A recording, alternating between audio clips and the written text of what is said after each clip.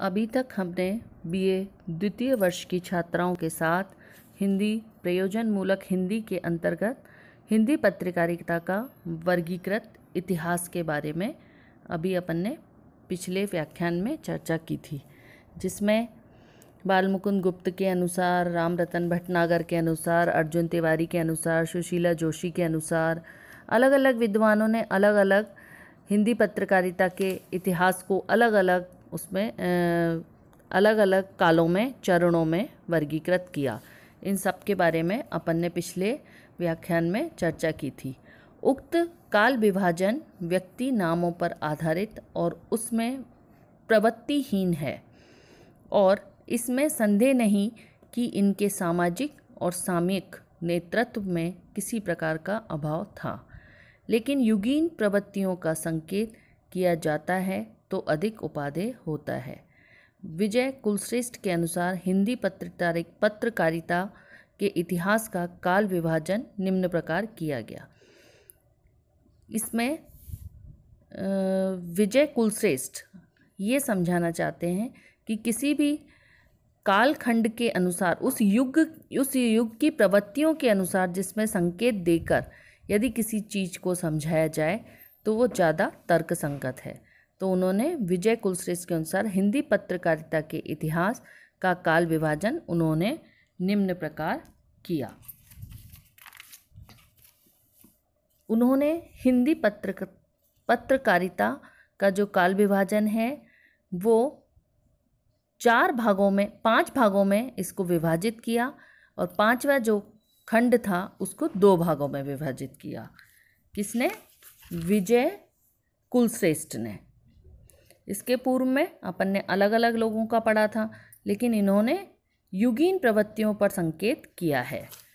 तो इनके अनुसार हिंदी पत्रकारिता का काल विभाजन इन्होंने आदिकाल 1826 से 1867 तक, उद्बोधन काल 1867 से 1884 तक, जागरण काल 1885 से 1920 तक, पूर्व स्वातंत्र काल 1920 से 1947 तक। पूर्व स्वातंत्र काल से अपन को ज्ञात हो रहा है कि 1947 से पूर्व की बात की जा रही है। स्वातंत्रोत्तर काल यानी कि स्वतंत्रता के बाद का काल। इसमें स्वातंत्रोत्तर काल को उन्होंने 2 भागों में बांटा, आपात पूर्व काल और पश्च आपात काल। यानी कि हिंदी पत्रकारिता के काल को उन्होंने आदिकाल, उद्बोधन काल, जागरण काल, पूर्व स्वातंत्र काल और स्वातंत्रोत्तर काल, इसको 2 भागों में बांटा, आपात पूर्व काल और पश्च आपात काल। 1826 से शुरू होकर उन्होंने 1975 से अब तक पश्च काल को उन्होंने बताया। आपात पूर्व काल 1947 से 1975 तक, पश्च आपातकाल 1975 से अब तक। अधिक विस्तार में न जाते हुए संक्षेप में यह कहना अधिक सार्थक होगा कि ब्रिटिश सरकार के तमाम प्रतिबंधों और कानूनी कठोरता से संघर्षरत हिंदी पत्रकारिता का आदिकाल जितना आहत और प्रताड़ित रहा है उतना अन्य काल भले ही ना रहा हो, पर प्रत्येक काल में पत्रकारिता कोपभाजन बनी रही है।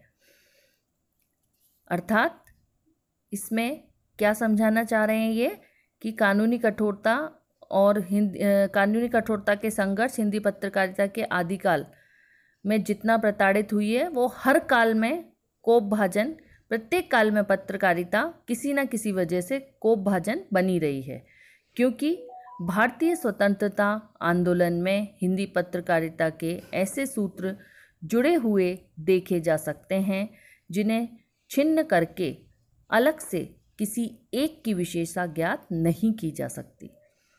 स्वतंत्रता प्राप्ति के पश्चात देश विभाजन और सांप्रदायिकता के जहर के बीच सांसें लेती हुई पत्रकारिता ने स्वतंत्रता के बाद भी आपातकालीन निरंकुशता ब्रिटिश सरकार के समान ही दे कठोर कानूनों की कठिनाई भी झेली है, जिसका परिचय लगभग सभी को है।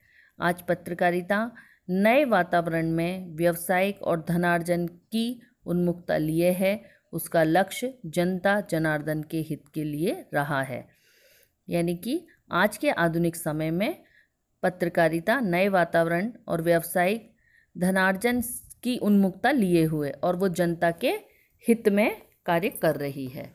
तो इसमें अपन ने हिंदी पत्रकारिता का काल विभाजन विजय कुलश्रेष्ठ के अनुसार पढ़ा। धन्यवाद।